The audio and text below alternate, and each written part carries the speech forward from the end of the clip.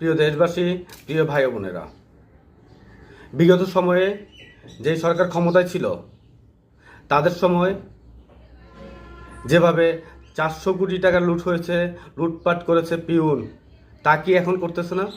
5ই আগস্টের পরে সেই 400 কোটি টাকার 3 ডাবল এখন করতেছে না? তখন চাঁদাবাজি ছিল, এখন চাঁদাবাজি হচ্ছে। তখন শেয়ার বাজার লুট হয়েছে, এখনও শেয়ার বাজার লুট হচ্ছে।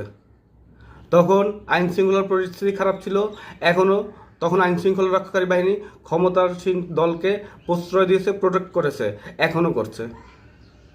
তখন জনগণের নিরাপত্তা ছিল না, এখনও জনগণের নিরাপত্তা নেই। বাংলাদেশের বিগত সময়ে যে সরকার ক্ষমতা ছিল এবং যারা বলে 14 দলের যে দলটি ক্ষমতায় ছিল তারা যেই কাজ করেছে, যে দুর্নীতি, অন্যায়, অত্যাচার করেছে, জুলুম করেছে, তাহলে এখন যারা আছে তারা করছে না। এখন তো ডক্টর মোহাম্মদ ইউনূস প্রধান উপদেষ্টা, উনি ক্ষমতায় আছেন।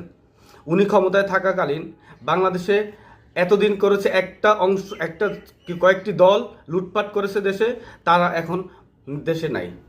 এখন আবার এখন যারা দুর্নীতি করতেছে তারা তো সকল দল, মানে তখন করেছে 14 দল, এখন করতেছে 28 দল। তখন 14 দল যেই দুর্নীতি করছে, এখন 28 দল তার চেয়েও বেশি দুর্নীতি করতেছে।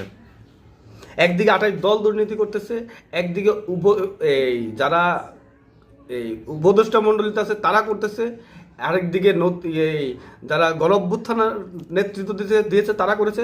তারা আগে বাস উঠার টাকা ছিল না, এখন তারা গাড়িতে হাজার হাজার চড়তেছে, হাজার হাজার কোটি টাকা মালিক করতেছে। তাহলে এগুলো তো জনগণের টাকা। 14 দল যেই টাকা নিয়েছে, এখন 28 দল সেই জায়গা দখল করছে, আবার 28 দল গ্রহণ করছে। আবার এর মধ্যে আরও বাড়তে হচ্ছে, যারা আন্দোলনের নেতৃত্ব দিচ্ছে তারাও আছে, যারা আন্দোলন করেছে, গণ অভ্যুত্থান করেছে, তাদেরও আরও এখন দুর্নীতি করতেছে।